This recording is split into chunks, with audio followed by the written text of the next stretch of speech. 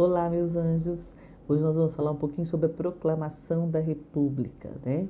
Então, vocês estão vendo aí, quem está assistindo a novela, que foi o Grito da Independência, que nós já trabalhamos, né? Depois, Dom Pedro I teve o filho dele que também governou o nosso país, é, Dom Pedro II, tá? Foi o Dom Pedro II, e devido a uma grande insatisfação, houve a proclamação da República, tá? Então, será que a República era como é hoje em dia, né? Você sabe que o Brasil foi uma monarquia, mas sabe quando e por que ele se tornou uma república? Essa é a pergunta da nossa aula de hoje, tá? Isso. Então, a monarquia, quem governa é o imperador, a imperatriz, né? E hereditário, passado para os próximos sucessores, os seus filhos, né? E eles são os chefes de governo, tá? Na República, no nosso caso aqui atualmente, o Brasil é uma república federativa, formada pela união de estados, municípios do Distrito Federal, que é Brasília, né? E é regido por uma Constituição, que é a lei máxima do país, que define os direitos e deveres dos cidadãos, tá? E eleito, o chefe de Estado é eleito pelo voto, tá bom? O povo que elege o seu chefe de Estado, tá? Algumas leis, alguns direitos, né? Onde estão nossos direitos, deveres? Fica nessa Constituição, que é esse conjunto de leis, tá? Essas são as leis máximas de um país, que define todos os direitos e deveres dos cidadãos. Então, aqui tem um artigo que mostra, ó, os objetivos fundamentais da República Federativa do Brasil. Que é isso? Esse artigo diz assim: construir uma sociedade livre, justa e solidária. Então, antes, quando era... será que isso realmente aconteceu logo que foi proclamada a República? Porque era monarquia, era o rei, né? As pessoas tinham escravos, nem todas as pessoas eram livres, né? Nem todas tinham boas condições de vida. Então, e aí já hoje em dia, essa aqui é a lei atual, tá? Garantir o desenvolvimento nacional, erradicar a pobreza e erradicar é acabar com a pobreza e marginalização e reduzir as desigualdades sociais e regionais. Será que isso acontece? Então, é uma luta, né, desse tipo de administração, é o que se pretende num país que tem república, como a nossa, tá? Outro, promover o bem de todos, sem preconceitos de origem, raça, sexo, cor, idade ou qualquer outra formação de discriminação. Então, todas as pessoas têm direitos iguais, tá bom? Então, olha só, esses são os principais objetivos da República, que devem ser cumpridos não somente pelo governo, mas por cada cidadão do país. Mas quando o Brasil se tornou uma república? Então, olha lá. República, sistema de governo no qual o chefe do Estado é eleito pelo povo. Então, é diferente. Lá na monarquia, o rei passa o governo para o seu filho e assim sucessivamente, para as pessoas, é hereditário, tá? Na República, não. O sistema de governo é feito por eleição. Então, o povo que escolhe os seus representantes, tá? Por um tempo determinado. Aqui tem uma foto da sessão lá do Senado de Brasília, tá vendo? Como que acontece. Muito bem. Então, da monarquia à república. Até 1888, ainda existia escravidão no Brasil. Então, essa questão aqui, ó, constituir uma sociedade livre, justa e solidária, não combinava com o que estava acontecendo antes, né? E aí, o que aconteceu? Diversos setores da sociedade estavam descontentes com a monarquia. Primeiro que a igreja não permitia que o monarca, né, se interferisse nos assuntos internos da igreja. Os proprietários de terra ficaram contrariados por causa do fim da escravidão, porque eles não precisavam pagar funcionário para trabalhar na fazenda, né? E aí se acabasse com a escravidão, eles teriam que providenciar salário, boas condições de trabalho, né? Tudo que os escravos não tinham. Então, essa foi um dos motivos também que esses setores da sociedade se juntaram para acabar com a monarquia, tá? Muitos proprietários ficaram contrariados com o fim do trabalho escravo, parte deles como cafeicultores, paulistas e os estancieiros. O que é isso? São as pessoas, os proprietários de terras que tinham plantações de café e de pecuária, de gado, tá? Também desejavam maior participação no governo, eles queriam também participar do governo e o monarca não permitia. Um dos setores mais descontentes era dos militares, tá? Então, os militares também estavam descontentes com a monarquia, com Dom Pedro II. E aí, e como os militares estavam se sentindo desprestigiados pelo governo da monarquia, né, eles também se juntaram a esse grupo da sociedade contra a monarquia, tá? Então, esses setores passaram, então, a defender a ideia de que o Brasil melhoraria se deixasse ser monarquia e se tornasse república. Será que isso aconteceu realmente? Vamos lá. Liderados pelos marechais Deodoro da Fonseca e Floriano Peixoto, eles eram militares, tá? Eles tomaram o poder no dia 15 de novembro de 1889 e proclamaram a República. Então, a partir dessa data, até 1888 havia escravos, né?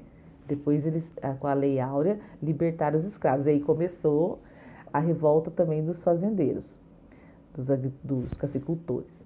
E aí eles simplesmente deram 24 horas para o Dom Pedro, o imperador Pedro II e a família real sair do Brasil. Eles tiveram que ir embora, voltar para Portugal, tá? E a proclamação foi uma iniciativa dos próprios militares, tá? E não contou com a participação direta da população, embora diversos grupos sociais apoiassem essa movimentação militar. Então, na verdade, era o interesse de um grupo, né? Então, nós vamos ver isso aqui. Ó, aqui tem uma figura, não está aparecendo muito bem, quem está com o livro, depois eu vou providenciar uma figura mais clarinha aqui, que a família real recebe a notícia para eles saírem do país, né? Que como já tinham, eles receberam esse comunicado dizendo que a partir daquele momento o Brasil seria república. Então, aqui não está aparecendo, mas tem umas pessoas assim, de farda, tudo, entregando esse documento, né? Então, ele está perguntando, os personagens que entregam um comunicado do imperador faz parte de que setor da sociedade? O que o identifica? Né? Porque o imperador foi obrigado a deixar o Brasil, tá bom? Então, é essa parte que nós lemos. Bom, agora vocês vão ver imagens que têm como finalidade ilustrar, por meio de uma ironia, uma sátira, né? E crítica, os acontecimentos atuais que despertam interesse público. Muito usado em jornal, revista, né? Por cunho político e social. Como é o nome disso aqui, vocês sabem? Olha lá, mais educação, mais emprego, mais saúde. Aí, de repente, veio uma árvorezinha assim, menos poluição. Então, está fazendo uma crítica. Olha o tanto de poluição em torno, né? Então, todo mundo reivindica tudo, mas o meio ambiente fica de lado, né? Como é que será que chama isso? Olha lá, desigualdades sociais. Filho, aí pede para você. Filho, você vai e pede. Né? Então, aqui uma crítica social, tá? Isso se chama charge. Tá? Por que isso, Pro? Porque isso já existia naquela época, tá? E vocês vão ver como que era realizado isso, ó. Uma república para poucos. Então, eles pensavam que com a república tudo ia ser diferente, né? Ia ser melhor, mas não foi bem assim. Durante 76 anos, as coisas andaram como todo mundo pretendia. Então, olha só. A proclamação da República despertou esperança de mudanças e melhorias na vida da população. No entanto, a implantação desse sistema de governo não conseguiu modificar a estrutura da sociedade brasileira. Por quê? A maioria era analfabeta. Olha só, 85% das pessoas eram analfabetas, 90% viviam no campo, né? Então, o poder político e econômico continuou concentrado nas mãos de grandes proprietários de terra, chamados coronéis. Então saiu da monarquia, de um só, do rei, do imperador, e passou para os coronéis. Tá vendo? Aí, em 1891, o governo do Marechal Deodoro da Fonseca promulgou uma nova Constituição, tá? Então, o que é promulgar? É publicar uma lei, né? Por que aconteceu isso? Ele estabelecia assim, todo cidadão maior de 21 anos tinha direito de votar, mas, porém, né? Analfabetos, mulheres, mendigos, militares estavam excluídos do direito ao voto. Veja só, aqui, se a maioria das pessoas, 85% era analfabeto e 90% vivia no campo, ai, olha o que aconteceu. Uma minoria que votava, né? E eles aproveitaram essa situação, esses coronéis, né? E obrigavam os volantes a eleger os candidatos indicados por eles. Então o voto era manipulado, tinha corrupção, roubo de urna, falsificação de atas, ó, troca de favores, tá? E até mesmo uso de violência. Tudo isso para eles conseguirem se manter no poder e administrar o país sozinhos, tá? Então, por causa dessa manipulação, as eleições do início da República ficaram conhecidas como eleições de cabresto, tá? Que é isso? Cabresto é aquele que coloca no focinho do burro, do cavalo para comandar. Então, olha só a charge que eles usaram, ó. As próximas eleições de cabresto, tá? Então, nessa charge, ó, publicada na revista Careta, em 1927, o cartunista Storni representa o voto do cabresto. Quer dizer, o voto não era democrático, livre. Na verdade, eles não escolhiam. Muitas vezes o papel do voto já vinha pronto para eles, tá? Então, é por isso que chamava voto do cabresto. Então, é eles que comandavam as eleições, tá? Não adiantou nada. Aí que está falando assim, observe com o colega a charge de Storni na página anterior em uma folha à parte. Crie outra charge para representar o voto de cabresto. Tá? Aí tem um roteirinho para vocês. Então agora misturou português com história, né? E olha o que aconteceu. Foi feito um artigo de uma lei em 15 de julho de 1965.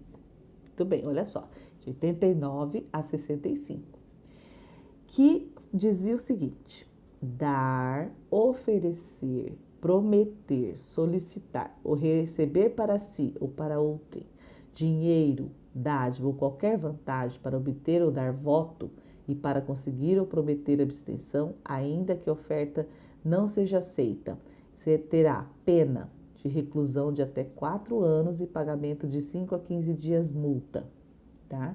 Então, depois de, olha quanto tempo que foram criar uma lei, um artigo que era proibido fazer isso, tá? Proibindo essa voto de cabresto, tá? Aí pergunta, qual é o tema desse artigo? Quantos anos após a proclamação da República essa lei foi publicada, né? E na sua opinião, a publicação dessa lei extinguiu a ocorrência de fraudes eleitoral com a troca de votos por favores? Então, pensa hoje em dia, né? Isso acontece ainda? Então, essa foi uma lei, né, que falou que era para parar com isso. Será que isso acabou de vez mesmo com essa troca de favores? Justifique sua resposta. Então, você vai colocar sua opinião aí, tá bom? É isso. Essa é a nossa atividade de história, beleza? Um beijo, meus amores. Fiquem com Deus. Até a próxima.